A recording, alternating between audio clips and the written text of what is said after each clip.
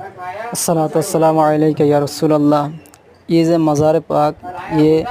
ख्वाजा शमसुद्दीन रहमतुल्लाह अलैह जिन्हें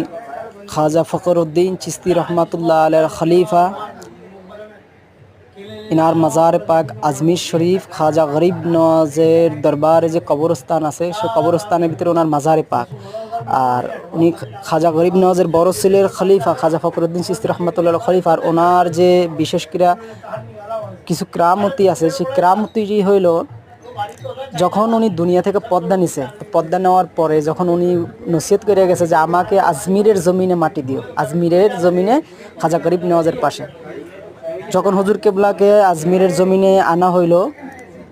তখন এখানের যারা খাদেমরা আছে মানে ওই সময় 700 বছর আগের তো তখন ওনারা বলতেছে না এখানে কোনো বাহিরের মানুষের কোনো ইয়ে হবে না মাটি দেওয়া যাবে না জানাজা দেওয়া যায় মাটি দেওয়া যাবে না আমরা দিতে দেব না তখন বহুত মানে ঝড় ঝামেলা হইতেছে দরবারের বাইরে গেটের বাইরে মেন গেট যেটা বুলন্দ গেট বলা হয় তো এক পক্ষে তারা বলতেছে দরবারেরা যে যদি উনি এইখানে মারা যেত এইখানে মারা যেত তাহলে আমরা এখানে জানাজা দিয়ে আমরা মাটি দিতাম কিন্তু উনি বাহির থেকে আসছে বাহির থেকে বলতে উনি আসছে সরোয়ার থেকে ওই মানে থেকে আসছে ইউপি থেকে আসছে উত্তরপ্রদেশ থেকে আমরা ওনাকে নিতে পারবো না আল্লাহর ওলিতে ওনার ওই যেখানে খাটে শোয়া ছিল গেটের বাইরে তো উনি খাটের উপরে কাপন চিরা এরকম বৈশা পড়ছে তা বৈশা বলছে এই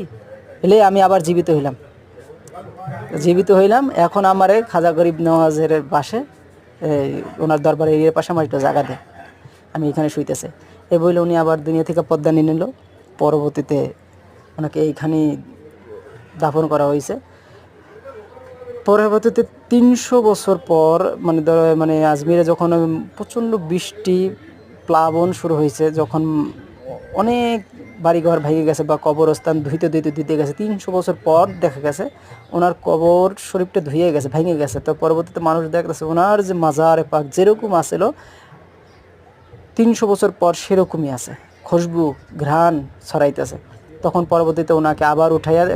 কাপড় সরাইয়া দেখা যায় সকল কিছু ঠিক আছে পরবর্তীতে আবার ওনাকে ওইভাবেই মাটি দেওয়া হয়েছে ওনাকে শক্কর বাবা বলা হয় শক্কর বাবা মানে চিনিওয়ালা বাবা।